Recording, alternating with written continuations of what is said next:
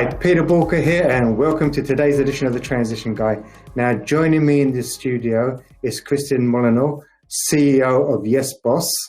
And today's going to be a first because we're actually doing it over the internet. Normally, when we're doing podcasting, it's live, but today we are trying it over the internet. So welcome, Kristin. Thank you for having me. I'm so honored to be the first doing this with you over the internet. Wow. Well, I thought it for such a long time. I was such a sort of probably stickler for perfection when it came to the audio, and I've seen it been done badly so often. I kind of resisted, but with the pandemic and everything, I've kind of given in the end. So I've not had a live guest for about the best part of a year because I've not traveled probably even longer than that. So I thought now is a great time to give it a go and let's see how we get on. Now, I like it. You are obviously heavily into podcasts, so it's going to be quite ironic that you're the first person on the show. Tell us a little bit, tell the audience about yourself. Oh gosh. Yeah, I think that it is ironic. And I love that I can say that I'm the one who pushed through the barrier of you having a first virtual guest. So I feel like that's something that that gives me a little bit of accolades. I'm going to use that one. Yeah. So I run a company called YesBoss, and we do media placement, so specifically podcast guest appearances for our clients. We really help our clients get visible so that they can increase their credibility online. And my background comes all the way back to entrepreneur failure and really understanding what it's like to exit corporate, feeling like you have everything that it takes to be a successful entrepreneur because you're a fantastic employee, and having that hard-hitting reality that the transferable skills are so few. So that's kind of where my story starts. And then I pivoted into being a virtual assistant because I was desperate, honestly. I was just desperate to make some kind of money without sacrificing my freedom. And from there, I really built up a virtual assistant agency. So my first paid virtual assistant gig, I was only making $15 an hour, which was a huge blow to my ego, I'll say. But I am, Peter, you and I were talking about this. My very first strength is strategic. And I guess I can see this coming into play here.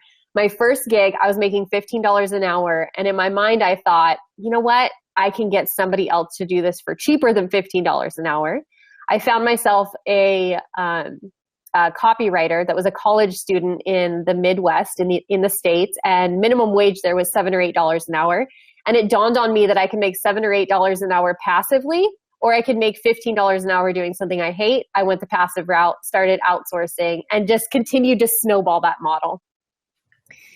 So we got to that six-figure mark in 2018, and what I realized was that I had figured out how to uncomplicate entrepreneurship.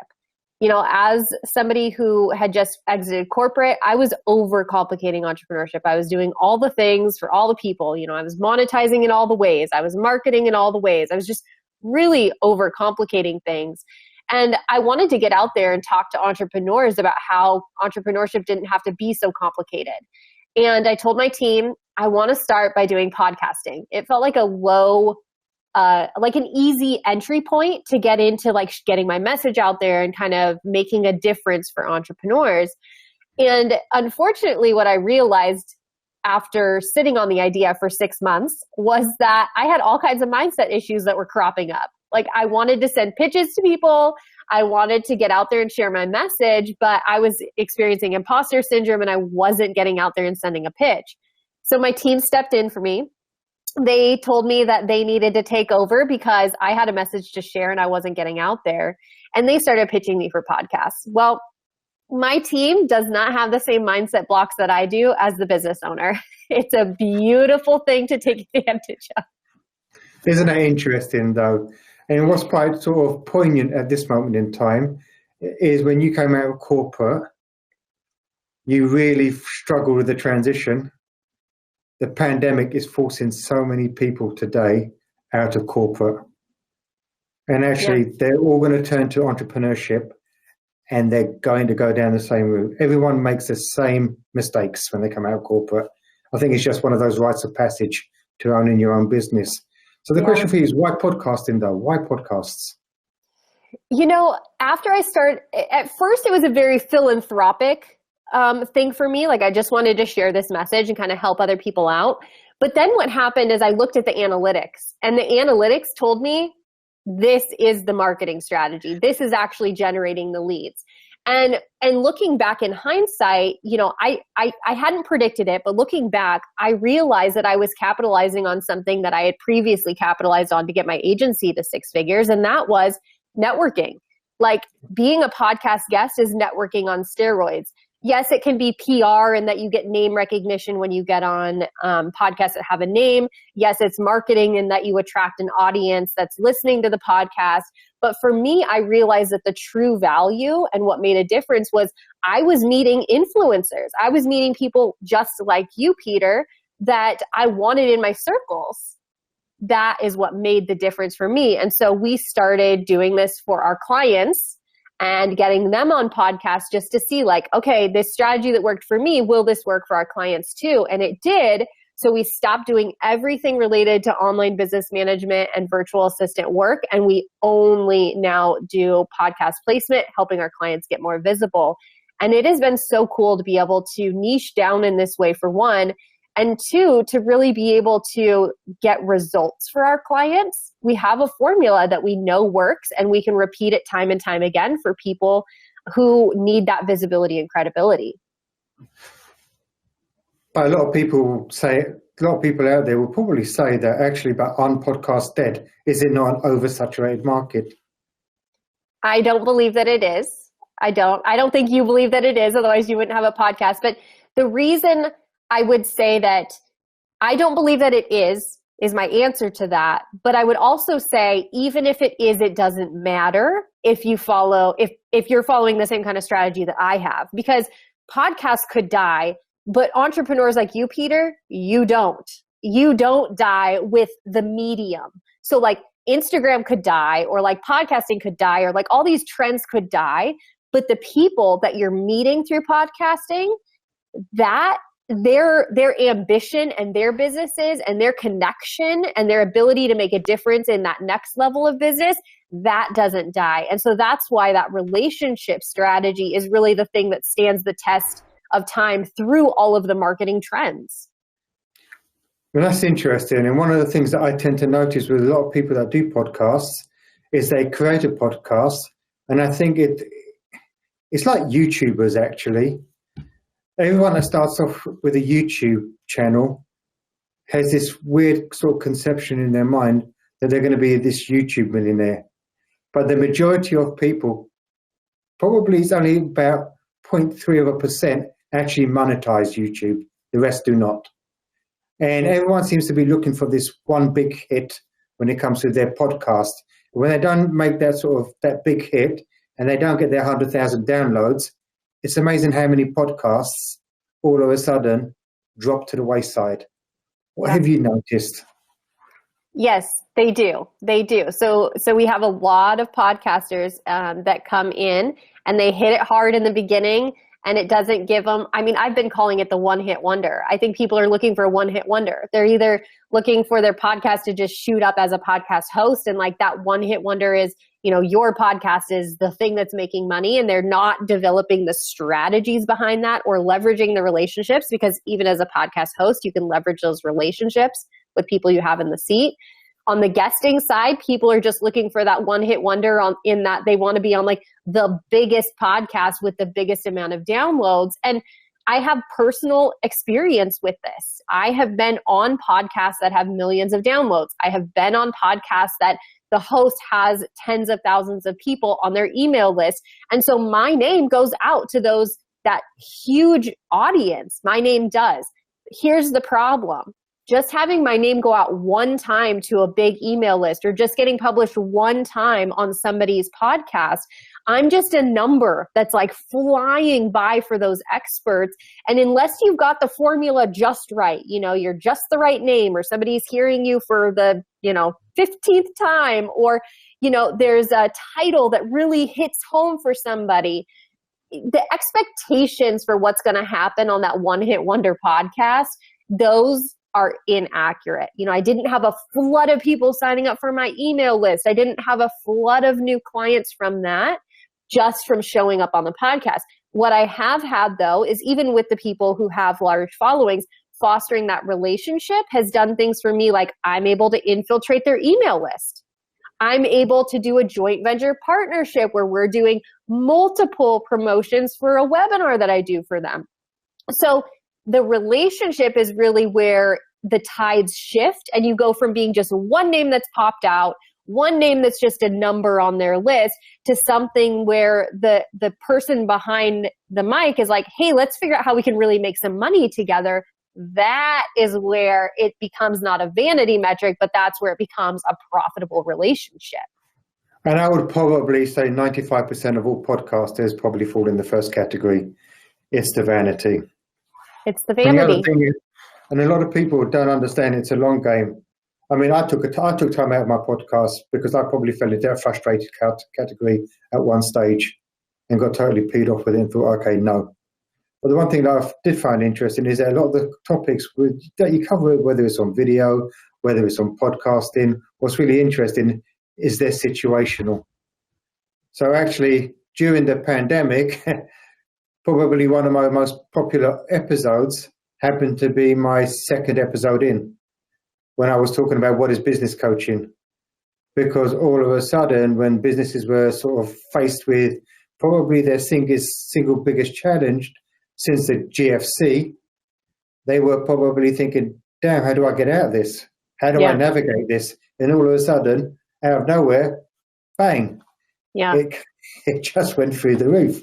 So I think patience is also a very important factor in all this. You've got to be able to say to yourself, it's a long game. And when you're creating that content, you're not creating content just for today.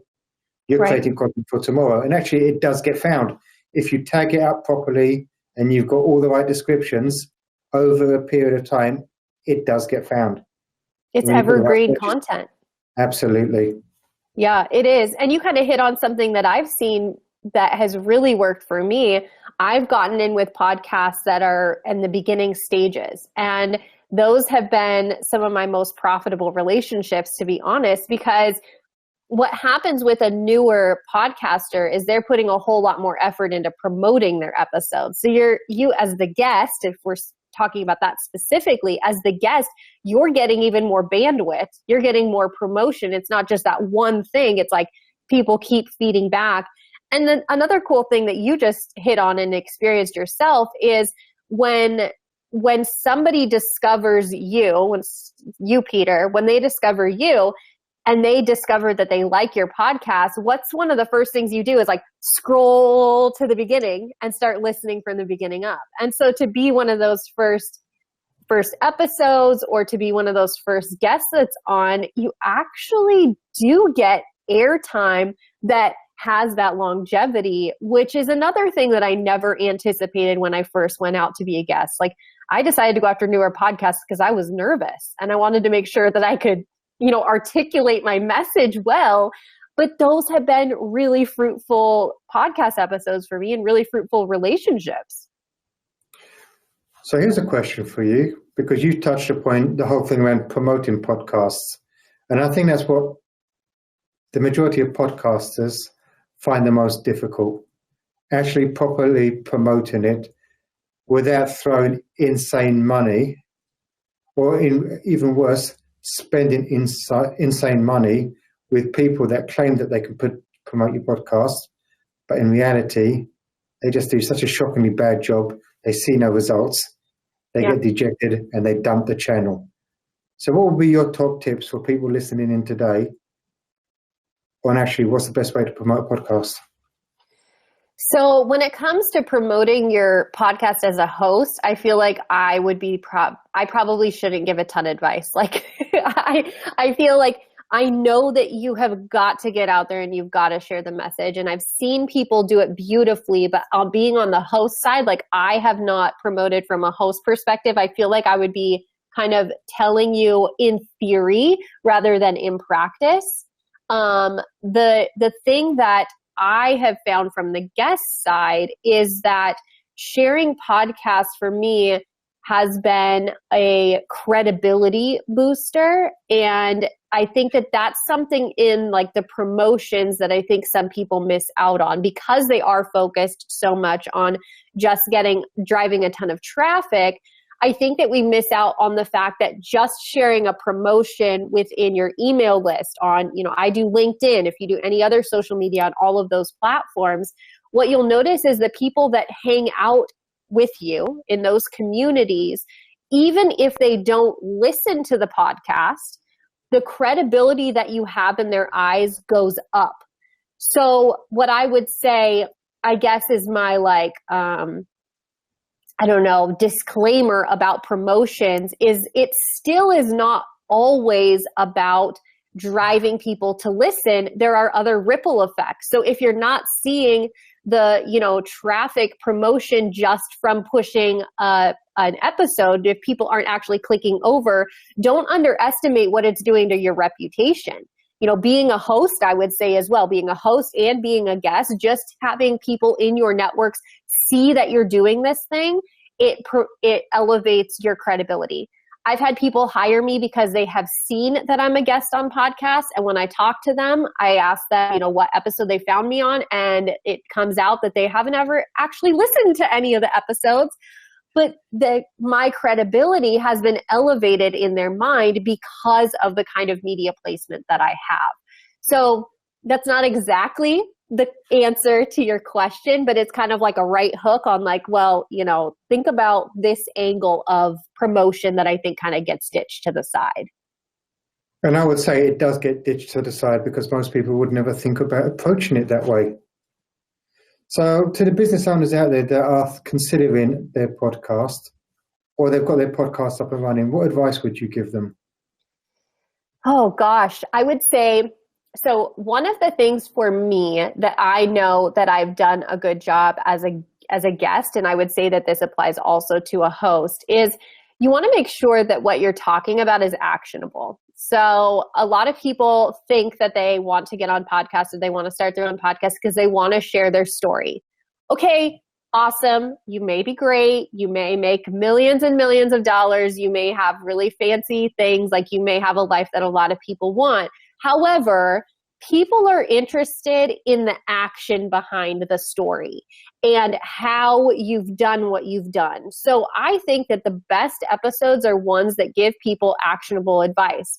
When we work with clients, we're always asking them, do you have a methodology behind the way you work? Is there a way that you get people results?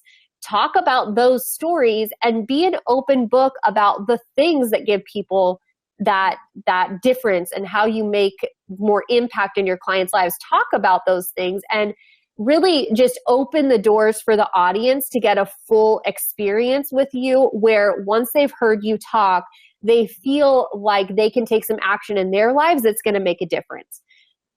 And sometimes the rebuttal I hear to this is, well, I don't want to spill all the secrets. I don't want to say everything on the air. Okay, here's the deal. Anyone can Google or YouTube what it is that we do. Like I get people I book people as guests on podcasts. It's all about writing a pitch, showing up as a good guest, and then following up with relationships. I've just told you the 3 stages. You could Google all 3 of those stages. Like what I do is not so secret that only I know it. It's only in my head.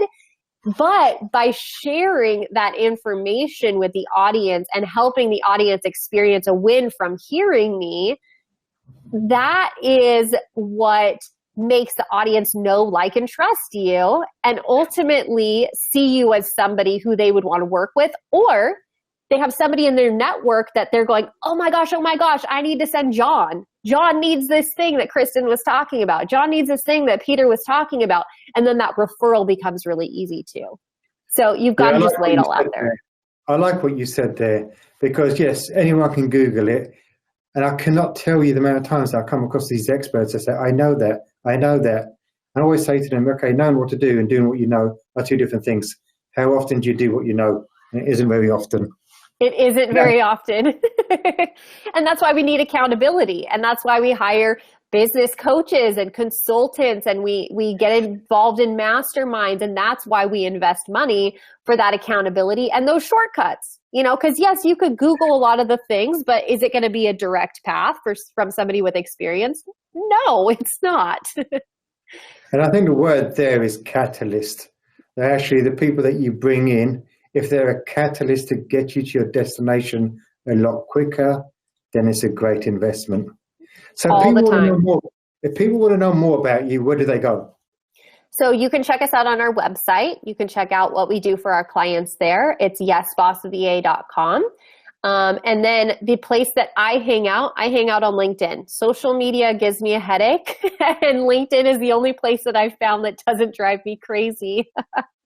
And I've found that you can build a business on relationships, and you don't have to hang out on every single social media platform to get that visibility and credibility to grow a successful business. So cool thing about me is my name is spelled uniquely thanks to my husband. So when you search for me in that search bar on LinkedIn, I'm the only one. I'm the only Kristin Molenaar.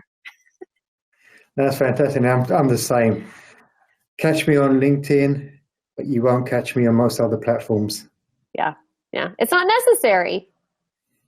And if you were to give the audience one parting gift today, one parting comment, what would it be? Oh, I would say in everything that you're doing in your business, focus on relationships. So, the reason that podcast guesting works for me is because I'm focused on relationships, but this also worked when I wasn't on podcasts. This also worked when I was meeting people at conferences. And I would say that we get so caught up in what the gurus are telling us to do and the latest trend and trick and all of these things, but at the root of it, you're going to be able to build a business on relationship, and knowing how to develop and foster and be genuine about relationships is something that's going to stand the test of time. So just be focused on that. It brings the barriers down. It brings human element. And I would say it's a lot of fun. It's a lot of fun to just bring that human connection element. I would say that probably the pandemic has brought back to life how important that human connection is. And actually people didn't quite realize how much they were going to miss it until it was taken away.